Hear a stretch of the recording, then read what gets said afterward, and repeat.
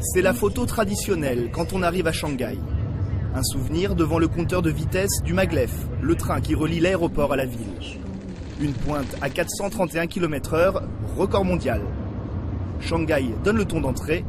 Ici, tout va plus vite qu'ailleurs. Shanghai, capitale de la démesure.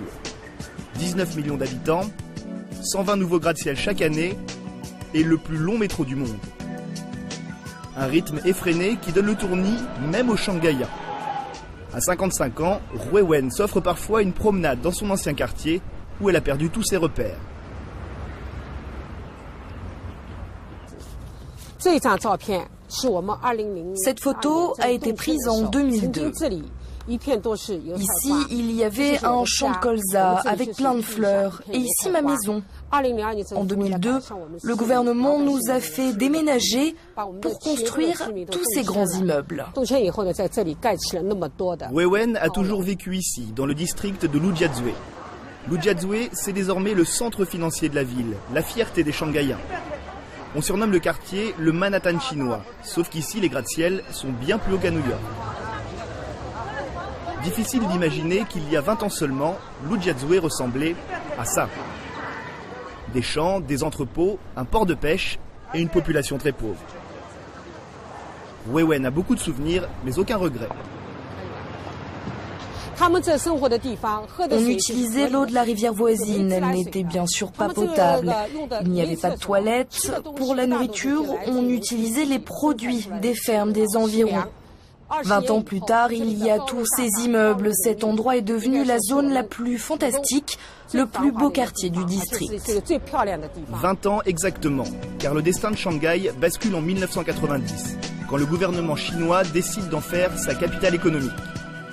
En quelques années, une nouvelle ville sort de terre. Mais le développement arrive d'abord par la mer. Shanghai est situé à l'embouchure du fleuve Yangtze, un emplacement stratégique. Son port devient donc l'un des carrefours de l'économie chinoise, au point d'être complètement saturé. La ville se lance alors dans un immense chantier. Un pont de 32 km qui débouche sur un port en eau profonde, le plus grand du monde, capable de stocker 300 000 containers. Le site est dirigé aujourd'hui par Xu Guomin. Chaque jour, il inspecte les 6 km de quai. Regardez là, c'est un cargo sud-coréen qui décharge. On a l'un des meilleurs équipements au monde. On a des machines qui permettent d'attraper et de déposer 2 containers en même temps. Un cargo et des équipements qu'il faut filmer à distance. Vous pouvez vous approcher un peu plus, mais après c'est interdit d'aller plus loin. L'endroit est ultra sécurisé. L'an dernier, près de 8 millions de containers sont passés par ces quais. Un chiffre qui devrait être largement dépassé en 2010 avec la reprise de l'économie chinoise. Les autorités du port voient donc encore plus loin. On a commencé une autre phase de travaux qui devrait se terminer bientôt. À ce moment-là, on pourra accueillir 15 millions de containers chaque année. Retour sur la terre ferme, où Shanghai a développé son industrie et redécouvert la spéculation. Au pays du communisme, les petites salles de marché ont investi les quartiers. La folie boursière n'est pas qu'une affaire de riches. Ici, on accueille les petits actionnaires aux revenus modestes, à l'image de Ming Li qui vient acheter ses premiers titres. Et vous allez investir combien ? 700 €. J'espère que je pourrai avoir de bons retours sur investissement. Je suis pas très contente de mes revenus habituels. La bourse de Shanghai bat des records depuis 10 ans. Aujourd'hui, certains économistes craignent la surchauffe et l'explosion d'une bulle financière. Pourtant, chez les petits porteurs, c'est l'optimisme qui domine. Vous avez confiance en la bourse de Shanghai ? Oui, j'ai confiance. Je pense que l'exposition universelle va faire grimper nos actions et qu'elle nous rapportera de l'argent. Certains n'ont pas attendu l'expo pour faire fortune. Rendez-vous chez l'une des légendes de la bourse, au bout de cette allée bien gardée. Voici l'une des innombrables maisons de Liu Yiqian. L'homme est ce qu'on appelle un tycoon. Il a fait fortune en 15 ans grâce à ses placements financiers. Il pèse aujourd'hui 600 millions de dollars.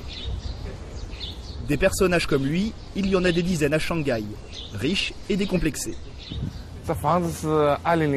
Cette maison-là, elle a été achetée en 2002. À l'époque, elle coûtait plus de 2 millions d'euros.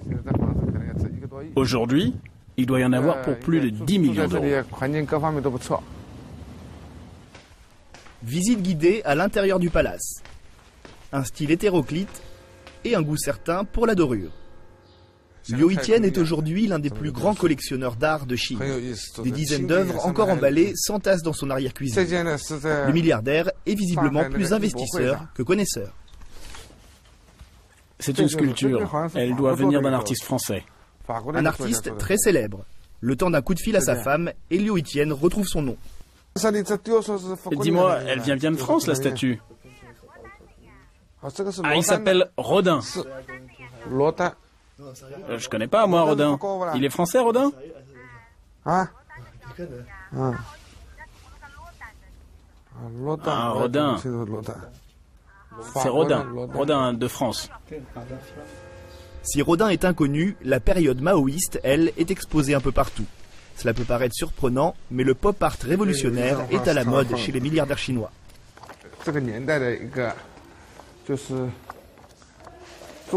On a acheté ces peintures, faites sous la révolution culturelle, à une époque un peu particulière, et on les a publiées dans un livre. Beaucoup de ces tycoons ont bénéficié d'appuis politiques lors de l'ouverture économique de la Chine. Liu Yiqian, lui, affirme s'être formé tout seul, ce qui lui vaut l'admiration des Shanghaïens. Quand j'étais adolescent, je fabriquais des sacs avec mes parents. Après, j'ai ouvert un petit magasin, puis j'ai travaillé dans une usine, et après, j'ai passé ma licence de taxi. Et si vous me demandez comment je suis passé de la pauvreté à la richesse, eh bien c'est grâce à l'entrée de la Chine dans une économie de capital depuis 30 ans. Si le mot capitalisme reste tabou en Chine, l'argent est redevenu le moteur de Shanghai, comme il était dans les années 30. Les boutiques de luxe fleurissent dans la ville, comme ici sur la rue de Nankin, un paradis de la consommation long de 5 km. À son extrémité, le Bunt, avenue mythique du Shanghai des années 30, accueille, lui, les plus grandes banques chinoises. Luxe le jour, strass et paillettes la nuit. Jusqu'en 1995, il était impossible de trouver une discothèque en dehors des hôtels. Aujourd'hui, les soirées shanghaïennes se passent dans les bars lounge et les boîtes branchées, avec là encore le goût de la démesure. Rendez-vous au Mint, le club le plus sélect de la ville. Chaque soir, expatriés et jeunesse dorée chinoise y découvrent de nouveaux DJ ou discutent affaires. Le cadre est tape à l'œil, mais complètement assumé par Damien, le chef de salle français du Mint. Nous avons ici l'aquarium de 17 mètres de long avec 8 requins à pointe noire qui représentent les couleurs du mint. Donc le blanc, le gris et le noir. Okay. Et qui représentent aussi, je sais pas, je trouve que c'est un très beau poisson. Une puissance, beaucoup d'énergie. Et c'est vrai qu'on s'y attache aussi, on peut le reconnaître. Damien est arrivé à Shanghai il y a 2 ans, après avoir travaillé dans les clubs londoniens et australiens. La vie nocturne, il connaît, et pour lui, l'avenir des soirées shanghaïennes, c'est le haut standing. Les Chinois adorent tout ce qui est marque, tout ce qui est fashion, tout ce qui est nouveau, tout ce qui est cher. Et il y a énormément de nouveaux riches. Donc ça veut dire que dès que quelqu'un commence à avoir de l'argent, ce qu'il veut, c'est le meilleur, le plus cher, le plus beau.